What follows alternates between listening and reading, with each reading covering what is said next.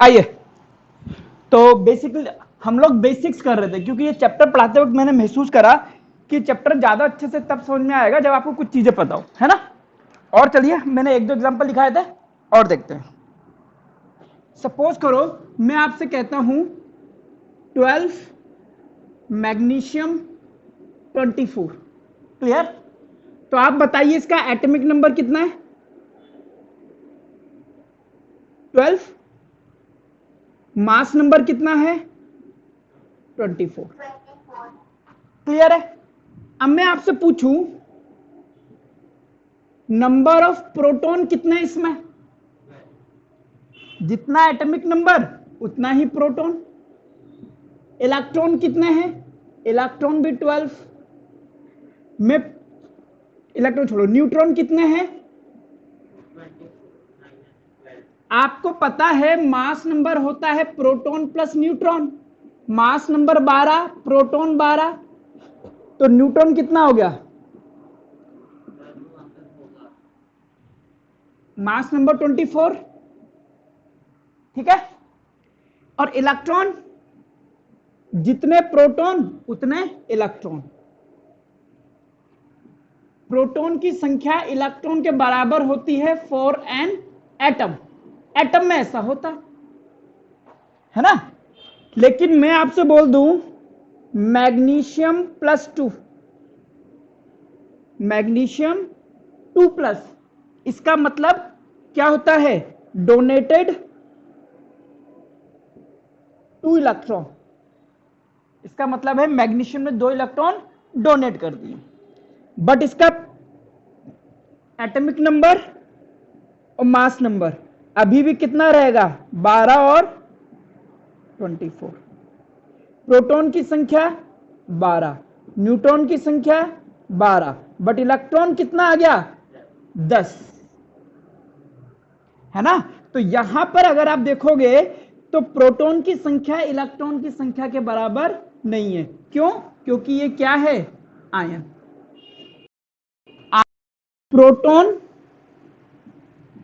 Is not equal two electron.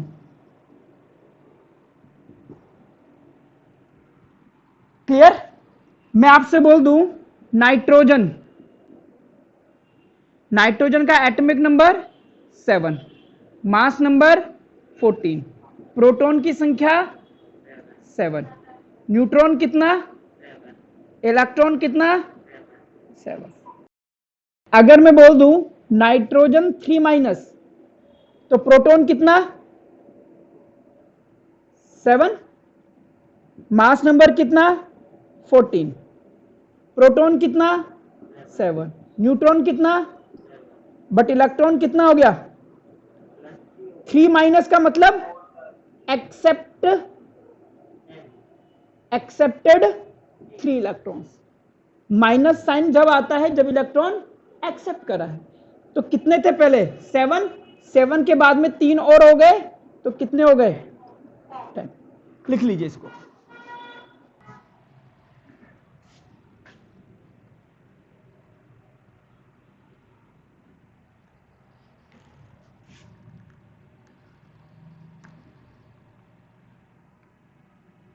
Octave rule,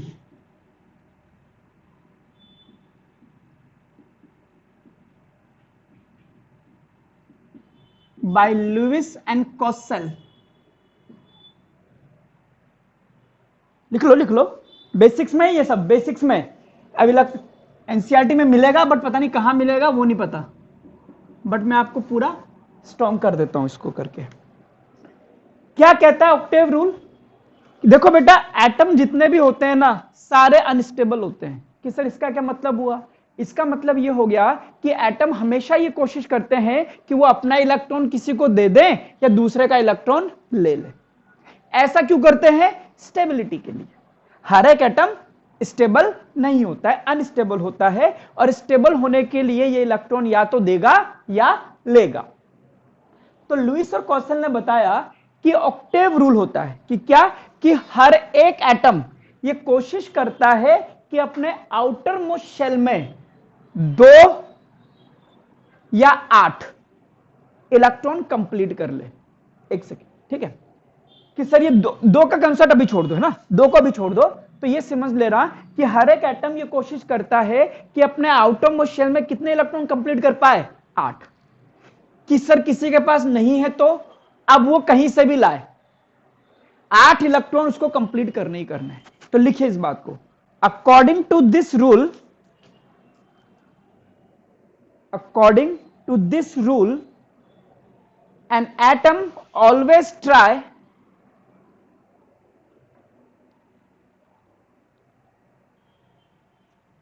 to achieve 8 or atom always try to achieve 8 electrons in its outermost shell, in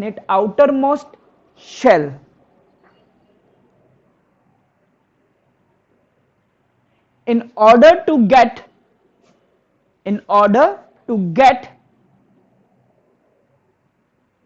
noble gas configuration.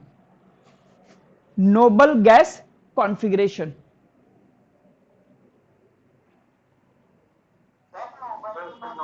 Noble gas configuration.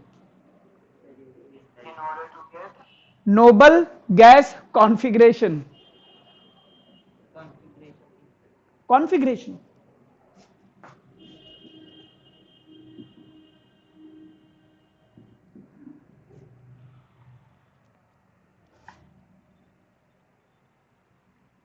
ठीक है कि sir ये क्या मतलब होता है noble gas configuration का, मैं बताता हूं। देखो हालांकि ये गलत है बट 9th-10th में इसी से काम चलता है, ठीक है। रियलिटी आएगी तो आपको 11th क्लास में सही पढ़ा दिया जाएगा। नोबल गैस कॉन्फ़िगरेशन होता है, आपको इतना तो मैंने बता दिया कि किसी भी न्यूक्लियस के चारों ओर कितने क्या होते हैं, शेल होते हैं। जो आउटर मोस्ट शेल होता है इसको हम वैलेंस शेल भी कहते हैं, ठीक है। नोबल गैस कॉन्फ़िगरेशन में पहले शेल में कितने इलेक्ट्रॉन होते हैं, 2। अगर पहले शेल में 2 इलेक्ट्रॉन है तो ये नोबल गैस कॉन्फ़िगरेशन की तरफ बढ़ रहा है। दूसरे शेल में होते हैं 8,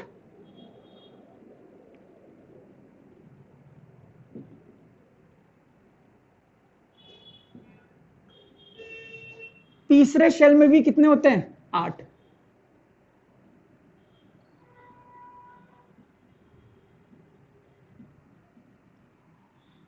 चौथे में भी कितने होते हैं, 8।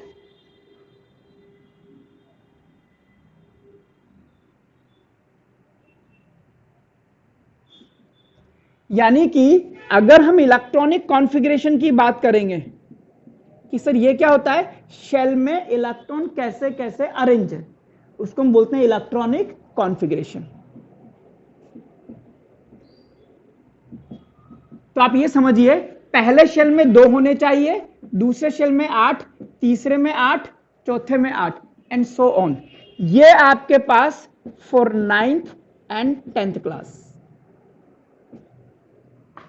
तो हर एक एटम कोशिश करता है कि मैं ये इलेक्ट्रॉनिक कॉन्फ़िगरेशन अचीव कर पाऊं। लिख लीजिए, पहले शेल को क्या बोलते हैं, नाम याद है पहले शेल का, के शेल। इसके बाद वाले को एल शेल, एम, एन, ये शेल के नाम होते हैं। फर्स्ट शेल को के, फिर एल, फिर एम, फिर एन।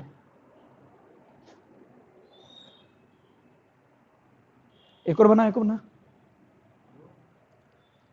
दिखते नहीं इधर। और जब 11th में आओगे तो इसको 18 करा दिया जाएगा, इस वाले को 18 ही सही होता है बट वो थोड़ा कॉम्प्लेक्स है समझाना आपको भी। सब बेसिक्स में जाएगा और फिर हम जब हम एनसीईआरटी पढ़ेंगे तो हम देख लेंगे इसमें से क्या क्या चीजें कहां कहां दे रखी है, ठीक है। चलिए अब हम देखते हैं कि नोबल गैस कॉन्फ़िगरेशन अचीव करने के लिए क्या करते हैं एटम, ठीक है। चलिए फॉर एग्जांपल मैं बात करता हूं नाइट्रोजन, इसका एटॉमिक नंबर कितना होता है, 7, ठीक है। इसके पास प्रोटॉन कितने हैं? 7। इलेक्ट्रॉन कितने हैं? 7। अब इस 7 इलेक्ट्रॉन को किस तरह से अरेंज करता है?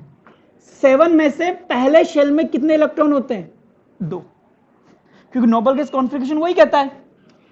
कितने बचे अब इसके पास? 5। क्या ये 5 के 5 इसमें रखेगा? क्योंकि 8 चाहिए इसको, 8 इसके पास है ही नहीं, बचे कितने? 5। अब हमें पता है कि इस नाइट्रोजन का इलेक्ट्रॉनिक कॉन्फ़िगरेशन है 2 and 5, मतलब पहले शेल में इसके 2 इलेक्ट्रॉन है, दूसरे शेल में इसके 5 इलेक्ट्रॉन है, और ये कैसा है? अनस्टेबल है। क्यों अनस्टेबल है? क्योंकि इसके आउटर मोस्ट शेल में 8 इलेक्ट्रॉन नहीं है, नोबल गैस कॉन्फ़िगरेशन इसने अचीव नहीं करा। तो अब क्या करता है? इसके पास 2 रास्ते हैं। देखो 8 होते हैं ना, तो 8 में से मैक्सिमम 4 इलेक्ट्रॉन का ट्रांसफर हो सकता है। सपोज करो मुझे उत्तम नगर से राजौरी गार्डन जाना है, और राजौरी गार्डन में आई हुई है कैटरीना कैफ, मुझे उससे मिलना है, बट राजौरी गार्डन जाने का किराया है 8 रुपए। एक मेरा दोस्त है, उसको भी कैटरीना कैफ से मिलना है, मेरे पास 5 रुपए हैं, उसके पास हैं 3 रुपए। मेरे पास 5 रुपए, उसके पास है 3 रुपए। अब हम दोनों में से एक ही जा सकता है। तो वो मुझसे कह रहा है कि भाई 5 रुपए तू दे दे। मैंने कहा पागल है क्या, ज्यादा तो मेरे पास है ना, 8 में से आधा करोगे 4, उससे भी 1 रुपए ज्यादा है, ज्यादा बेटर है तू मुझे 3 रुपए दे दे। एक ही तरीका हो सकता है, ऐसा तो नहीं हो सकता कि मैं 5 के 5 ही दे दूं। तो वही है, 4 से ज्यादा इलेक्ट्रॉन का ट्रांसफर नहीं होता। ओके, अब ये नाइट्रोजन क्या करेगा? 2 ऑप्शन है इसके पास, या तो किसी से 3 इलेक्ट्रॉन उधार ले ले, या ससुरा 5 ही दे दे। जब 5 इलेक्ट्रॉन दे देगा तो इसके पास 2 बचेंगे, इलेक्ट्रॉनिक कॉन्फ़िगरेशन इसका नोबल गैस का अचीव हो गया। बट 5 इलेक्ट्रॉन ये देता नहीं, क्योंकि इसके पास तो है, तो ये 3 इलेक्ट्रॉन किसी दूसरे एटम से उधार ले लेगा। अब 3 इलेक्ट्रॉन एक्सेप्ट कर रहा है या डोनेट कर दे। जब 3 इलेक्ट्रॉन, इलेक्ट्रॉन पे कौन सा चार्ज होता है? Negative charge. जब ये 3 इलेक्ट्रॉन एक्सेप्ट कर लेगा तो इसके पास 3 नेगेटिव, नेगेटिव में 3 चार्ज आ जाएगा। अभी तक इसके पास कितने इलेक्ट्रॉन थे? 7। 3 एक्सेप्ट कर लिए तो कितने इलेक्ट्रॉन हो गए? 10। तो अब इसका इलेक्ट्रॉनिक कॉन्फ़िगरेशन 2 and 8 हो गया, and achieved noble gas configuration. Clear है? ओके, इसको तो हम बोलेंगे नाइट्रोजन एटम, बट इसको हम नाइट्रोजन का एटम नहीं बोल सकते। ये क्या है? आयन। और याद रखिए, जब भी कभी सिंगल एटम पे नेगेटिव साइन आता है तो उसके नाम के साथ में एक सफिक्स लगता है, और ये सफिक्स है IDE। तो नाइट्रोजन में IDE लगेगा तो इसका नाम लिया जाएगा नाइट्राइड। क्लियर हुआ?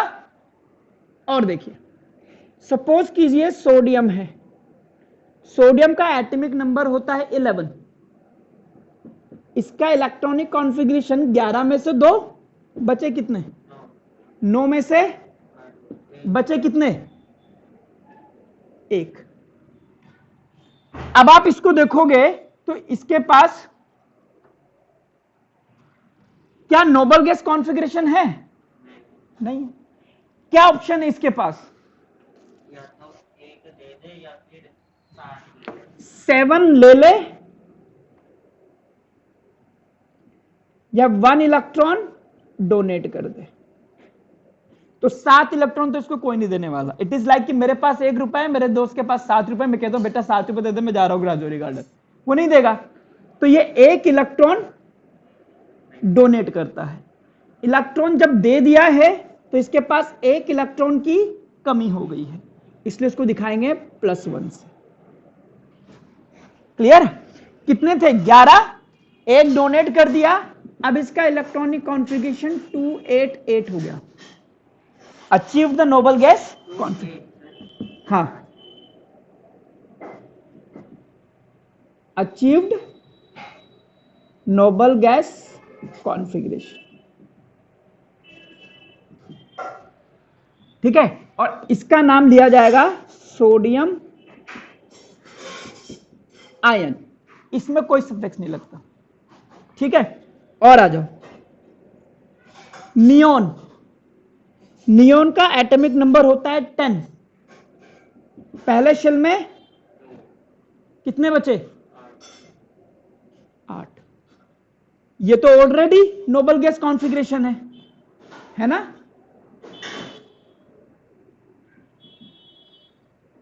इसका मतलब नियोन ना इलेक्ट्रॉन लेगा ना इलेक्ट्रॉन देगा, और अगर कोई एटम ना इलेक्ट्रॉन लेता है ना देता है तो वो कोई रिएक्शन नहीं करता, इसीलिए इसको हम क्या बोलते हैं, नोबल गैस या इनर्ट गैस। एक लिखिए कार्बन 6, 2 एंड 4। अब ये 4 इलेक्ट्रॉन ले भी सकता है और 4 इलेक्ट्रॉन दे भी सकता है, ठीक है। बट कार्बन के साथ दिक्कत है, कार्बन न 4 इलेक्ट्रॉन लेता है न 4 इलेक्ट्रॉन देता है, तो यहां पर कार्बन का कोई आयन नहीं बनता है। कार्बन क्या करता है, इलेक्ट्रॉनों की शेयरिंग करता है। कि सर इसका क्या मतलब है, ये आप पढ़ोगे 10th क्लास में। तो कार्बन के लिए लिखेंगे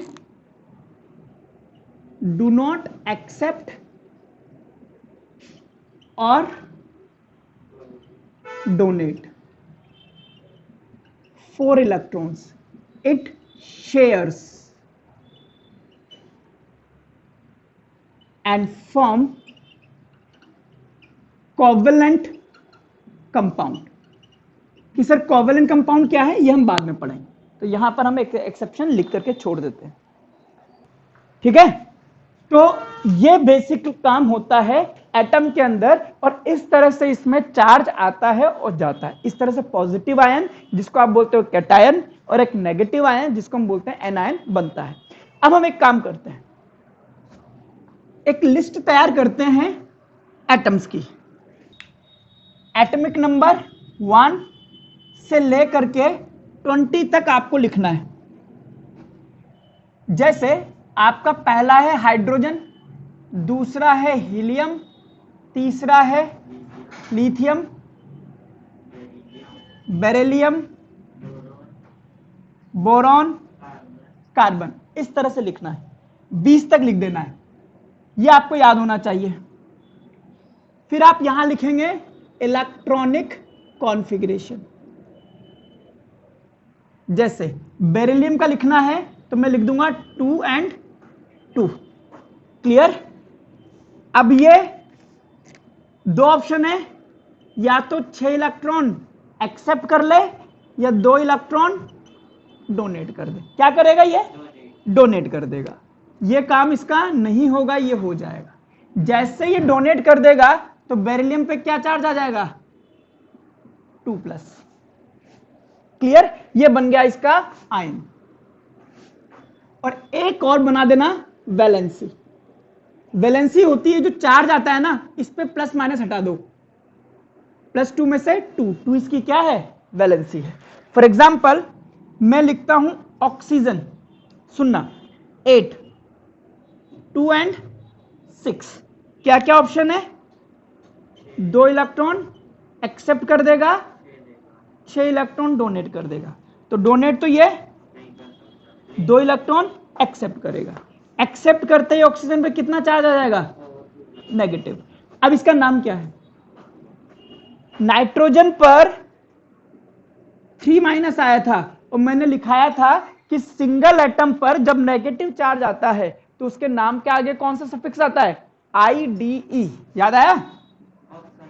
तो इसका नाम हमने क्या लिख दिया था, नाइट्राइड, तो इसका नाम क्या हो जाएगा, ऑक्साइड। और वैलेंसी कितनी है इसकी, इस तरह से 20 तक कंप्लीट कीजिए टेबल, ट्राई कीजिए। ये आपका है होमवर्क। क्या बेटा, 19वां लिख दो पोटेशियम, 20वां लिख दो कैल्शियम। बस ये तो हो गया एटॉमिक नंबर 20 तक का हिसाब। लेकिन हमारे पास कुछ ऐसे भी आयन होते हैं जिसमें एक से ज्यादा एटम मिल जाते हैं और एक नया आयन बनाते हैं, उसको हम लोग रेडिकल कह दिया करते हैं। तो वो हमें याद करने पड़ेंगे। अगर आपने वो याद कर लिए तो आपकी केमिस्ट्री स्ट्रांग हो जाएगी 10th तक के लिए। नहीं याद हुए तो फिर आपका भगवान मालिक है। ठीक है, ये मैं आपको बता दूं, जितने भी लोग 10th में आकर के कहते हैं ना कि सर केमिस्ट्री वीक है हमारी, उनकी केमिस्ट्री वीक नहीं होती है, उनको ये चीजें याद नहीं होती कि सर ऐसा भी क्या है। मैं बताता हूं, देखिए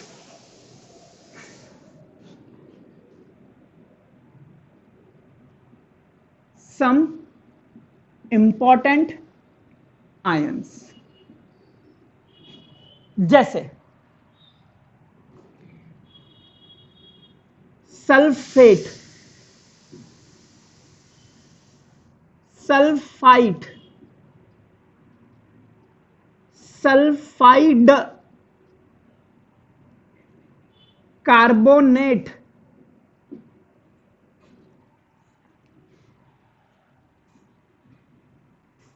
फॉस्फेट,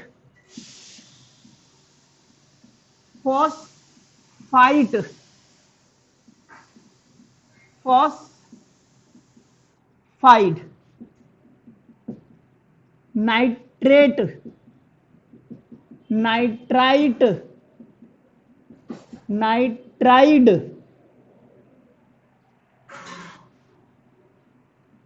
हाइड्रोक्साइड, बाइकार्बोनेट या हाइड्रोजन कार्बोनेट। या इसको यहां लिख देते हैं,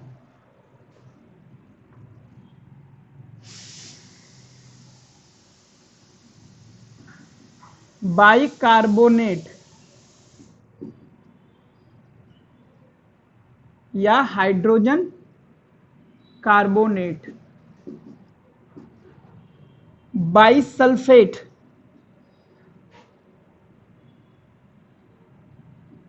या हाइड्रोजन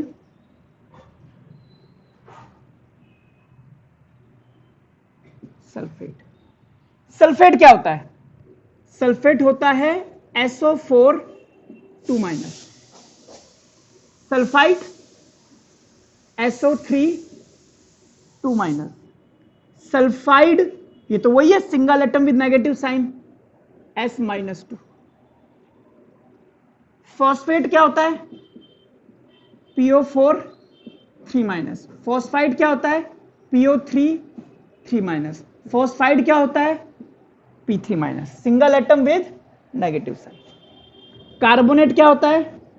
CO3 2-। नाइट्रेट क्या होता है?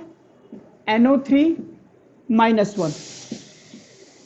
Nitrite NO2 -1। नाइट्राइट तो आपने पढ़ा हुआ है। बाइकार्बोनेट, जब कार्बोनेट के साथ में हाइड्रोजन लग जाता है, जैसे ये होता है आपके पास कार्बोनेट, इसमें एक हाइड्रोजन भी लगा दो तो ये बन जाता है बाइकार्बोनेट, HCO3 +2 -1 -1। इसको हम हाइड्रोजन कार्बोनेट भी कहते हैं। ऐसे ही सल्फेट, सल्फेट होता है SO4 2-। इसमें हाइड्रोजन लगा दो तो ये बन जाता है हाइड्रोजन सल्फेट या बाइसल्फेट। क्या बना? HSO4 2- +1 तो ये हो जाएगा -1। ये याद करने हैं आपको। ट्रिक देख लीजिए, 8 से 8 जाओगे तो एक ऑक्सीजन कम है। लिखिए, प्योर रट्टा है। डन। और सुनो, इतना ही नहीं, आप एटॉमिक नंबर 20 तक के तो लिख लोगे, ठीक है। मैं उसके आगे के कुछ इंपॉर्टेंट आयन भी लिखाऊंगा जो आपको याद ही करने पड़ेंगे, ठीक है। तो कल का पूरा दिन इसको रटने में निकाल देना, लिख लिख करके। अगर ये सही हो गया तो आपकी 10th 11th 12th तक की केमिस्ट्री के बेसिक्स स्ट्रॉन्ग हो जाएंगे। मैं इवन 10th क्लास जब स्टार्ट करता हूं ना, तो पहले 3 दिन तो मैं यही पढ़ाता हूं बच्चों को। जब ये आ जाता है उसके बाद में चैप्टर स्टार्ट करा जाता है, इसलिए मैं आपको बता रहा हूं। ठीक है, आइए चलिए। अब जैसे उसके पहले है हमारे पास आयरन, कॉपर। ठीक है, एटॉमिक नंबर 20 के बाद में कुछ एलिमेंट्स यानी कि एटम्स ऐसे होते हैं जो अपनी वैलेंसी को बदलते रहते हैं। मतलब कभी +2 है, कभी +4 है, कभी +3 है।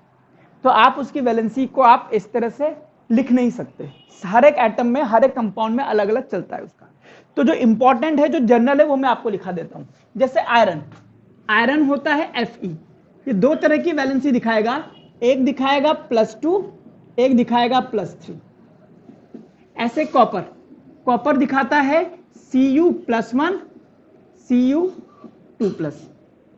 ठीक है, अब इन दोनों के नाम भी अलग अलग है। जो कम वाला है, लोअर चार्ज, उसके नाम के आगे अस सफिक्स लगेगा।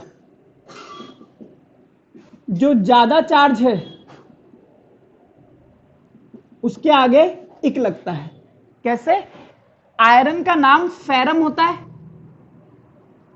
तभी इसका सिंबल Fe होता है।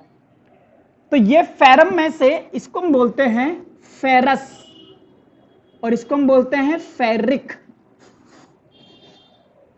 ऐसे ही कॉपर Cu होता है, कम वाला है, कम वाले के लिए अस, इसको हम बोलते हैं क्यूप्रस, इसको हम बोलते हैं क्यूप्रिक। कभी कभी हमसे बोल देता है आयरन सल्फेट, और कुछ बोलता ही नहीं है। तो जब तक कुछ नहीं बोला, इसको भी हम आयरन ही मानेंगे और इसको हम कॉपर मानेंगे। मैंने आपको बोला कॉपर सल्फेट, तो कौन सा वाला कॉपर? ये वाला।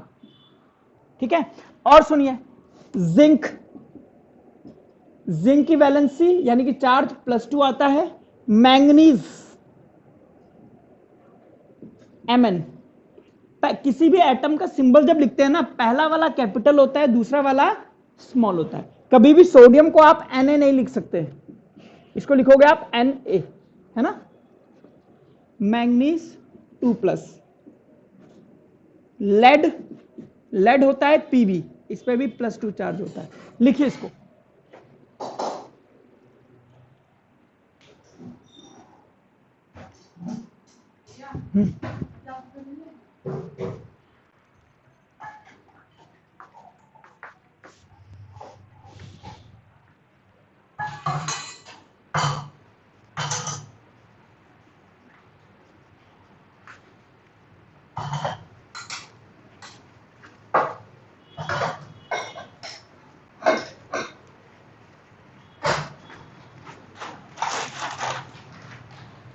यहां रख दिया है ना। क्या कह रहा है? क्या ये आयन से? कॉपर के 2 आयन हैं, जिंक का आयन है, मैग्नीज का आयन है, लेड का आयन है, और इस पर कितना कितना चार्ज होता है ये याद करना पड़ेगा आपको।